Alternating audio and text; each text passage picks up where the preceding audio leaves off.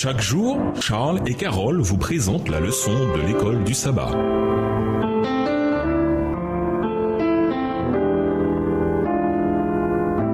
Bienvenue dans votre émission. Dieu nous parle. Nous voilà à la leçon de mardi, l'étoile du matin dans notre cœur. Et nous estimons d'autant plus ferme la parole prophétique à laquelle vous faites bien de prêter attention, comme à une lampe qui brille dans un lieu obscur, jusqu'à ce que le jour commence à poindre et que l'étoile du matin se lève dans votre cœur.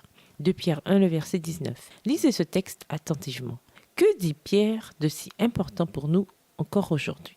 Ici comme ailleurs dans la Bible, Genèse 1, verset 4, Jean 1, verset 5, Ésaïe 5, verset 20, Éphésiens 5, verset 8, une distinction est faite entre la lumière et les ténèbres. Pour Pierre, la parole de Dieu a brillé comme une lumière dans un lieu obscur. Certaines traductions emploient le mot sombre.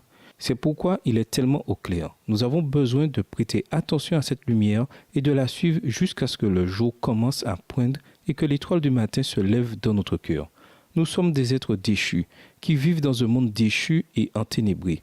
Nous avons besoin de la puissance surnaturelle de Dieu pour nous guider hors de ces ténèbres jusqu'à la lumière, et cette lumière, c'est Jésus.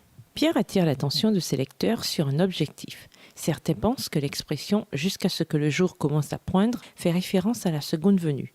C'est certes notre espérance ultime, mais l'idée de l'étoile du matin qui se lève dans nos cœurs a une résonance plus immédiate et plus personnelle. L'étoile du matin, c'est Jésus. Apocalypse 2, le verset 28. Apocalypse 22, le verset 16.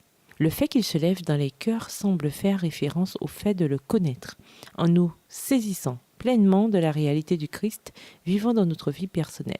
Jésus ne devrait pas simplement être une vérité doctrinale. Il devrait être le centre de notre existence et la source de notre espérance et de notre foi. Ainsi, Pierre établit une relation claire entre le fait d'étudier la parole de Dieu et le fait d'avoir une relation salvatrice avec Jésus, l'étoile du matin. Et bien entendu, avec la lumière qui brille en nous, nous la propageons autour de nous. Toute la terre sera illuminée de la gloire de la vérité divine. La lumière doit briller dans toutes les nations et tous les peuples. Et c'est à partir de ceux qui ont reçu la lumière qu'elle doit briller. L'étoile du matin s'est levée sur nous et nous devons faire briller sa lumière sur le sentier de ceux qui se trouvent dans les ténèbres. En quoi votre étude personnelle de la parole vous aide-t-elle à mieux connaître Jésus? Et nous vous laissons à cette question de réflexion.